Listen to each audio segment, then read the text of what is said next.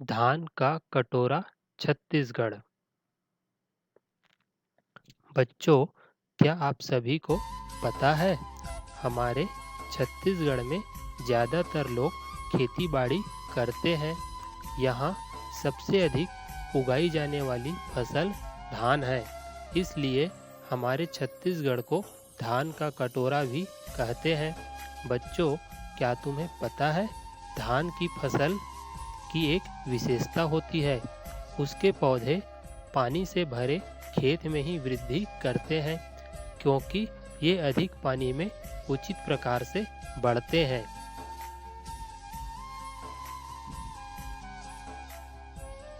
धान के फसल के पहले। बच्चों, धान के फसल के बुआई के पहले ये ज़रूरी होता है कि खेत अच्छी तरह तैयार की जाए। इसके लिए किसान खेत जुताई का काम बरसात के पहले ही कर लेते हैं।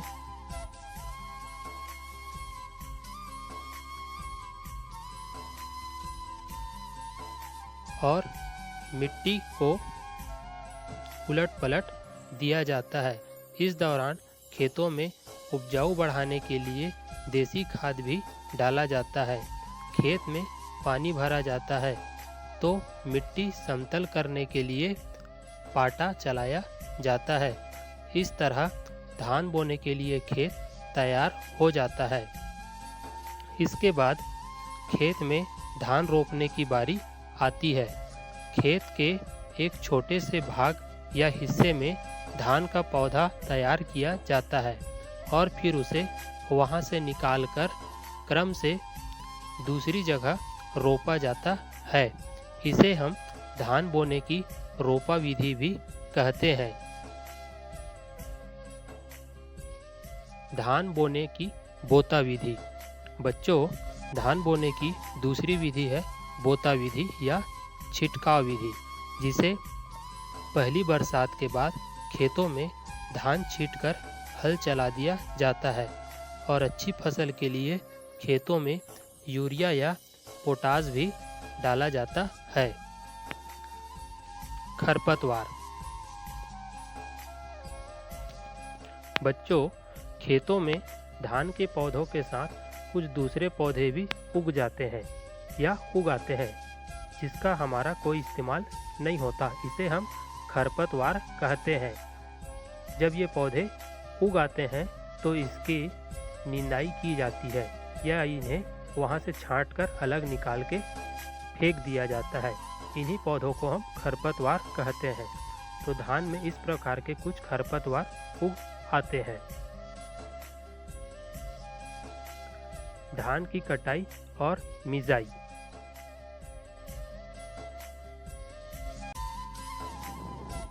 जब धान का फसल पककर तैयार हो जाता है तो उसकी कटाई की जाती है।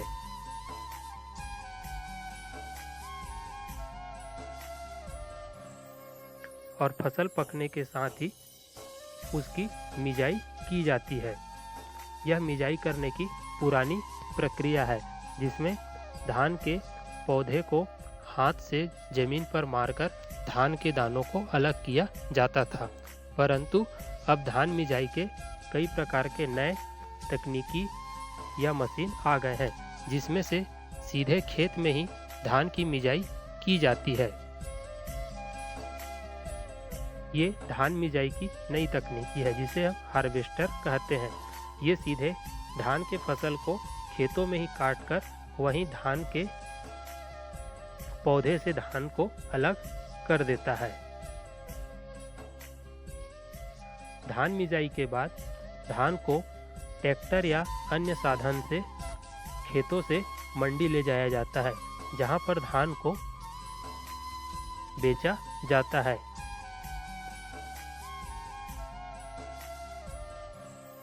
चर्चा।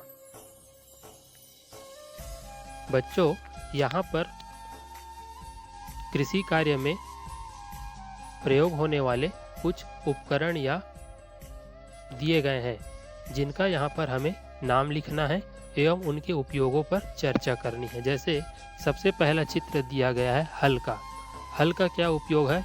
हल अपन खेत में चलाते हैं जिससे मिट्टी को पलटा जाता है। यह एक जुताई के काम आता है। दूसरा है रपली या रापा। इसका उपयोग हम मिट्टी चढ़ाने या मिट्टी उतारने के लिए करते हैं या मिट्टी को इसमें पकड़ के खींचने का भी काम किया जाता है। तीसरा है कुल्हाड़ी। इससे हम मिट्टी खोदने का काम करते हैं, इसका नाम है कुल्हाड़ी। और चौथा है हसिया। इसमें से हम फसल काटने या फसल में जो खरपतवार हो जाते हैं उनको नींदने या काटने का काम हम करते हैं। ये चित्र आपके पाठ्य पुस्तक में दिए गए हैं। हमने जो चर्चा की उसके आधार पर आप इनके नाम और इनके उपयोग अपने पाठ्य पुस्तक में लिख सकते हैं। चर्चा के दूसरे भाग में धान की बुआई किस किस माह में की जाती है? धान की बुआई जून या जुलाई माह में की जाती है। छत्तीसगढ़ में पैदा होने वाले धान के कौन कौन से किस्में हैं? छत्तीसगढ़ में मुख्यतः चिन्नौर, दुबराज, बिसनी, विष्णुभोग, लोहंदी लुचई, श्याम जीरा, उबरी मोहर, जीरा फूल आदि प्रमुख रूप से यहाँ धान की किस्में पाई जाती है जो यहाँ पर बोई जाती है। ऐसे तो छत्तीसगढ़ में हर जिले के अनुरूप एक अलग प्रकार की धान की किस्म पाई जाती है जो उस जिले के प्रमुख किस्म होती है। धान की फसल में कौन कौन सी बीमारियां लगती है? धान की फसल में धान का झोंका, पूरा धब्बा, थीड ब्लाइट, आभासी कंड व कीटों के प्रकोप भी बहुत अधिक रहते हैं। इन बीमारियों से बचने के लिए किसान क्या क्या उपाय करते हैं? धान की इन बीमारियों से बचने के लिए किसान रासायनिक खादों का इस्तेमाल करते हैं जिससे धान की फसल में जो पोषक तत्व की कमी होती है उससे पूर्ति होती है एवं कीटों से बचाव के लिए कीट रोधी जो रासायनिक तत्व या खाद आते हैं उनका उपयोग किसान करते हैं।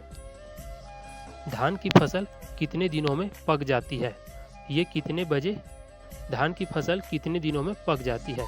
ये प्रश्न आप अपने घर अपने शिक्षक से चर्चा करके या आपस में चर्चा करके आप इसे करेंगे। ये कितने बजे काम शुरू करते हैं? ये दिन में लगभग कितने घंटे काम करते हैं? इन प्रश्नों के उत्तर आप आपस में चर्चा करके करेंगे। चर्चा के तीसरे भाग में हम देखेंगे कि तुम्हारे गांव में धान से चावल निकालने के लिए क्या क्या साधन है, उनके नाम लिखो। धान से चावल निकालने के लिए आपके गांव में कौन कौन से साधन है या आपके घर में भी किसी प्रकार के पुराने साधनों का अगर इस्तेमाल किया जाता है तो आप इसे चर्चा कर कर आप इसे स्वयं करेंगे। चावल का उपयोग खाने में किस किस रूप में करते हैं इसकी चर्चा आप अपने घर में कर कर स्वयं करेंगे। त्यौहार में चावल के क्या क्या पकवान बनाए जाते हैं उनके नाम लिखो। इसकी चर्चा आप आपस में करेंगे कि चावल के कौन कौन से पकवान बनाए जाते हैं। चावल को पीस कर उसके कौन कौन से पकवान बनाए जाते हैं इनके नाम यहाँ पर आपको लिखने हैं। तो विद्यार्थी इसे चर्चा कर स्वयं करेंगे।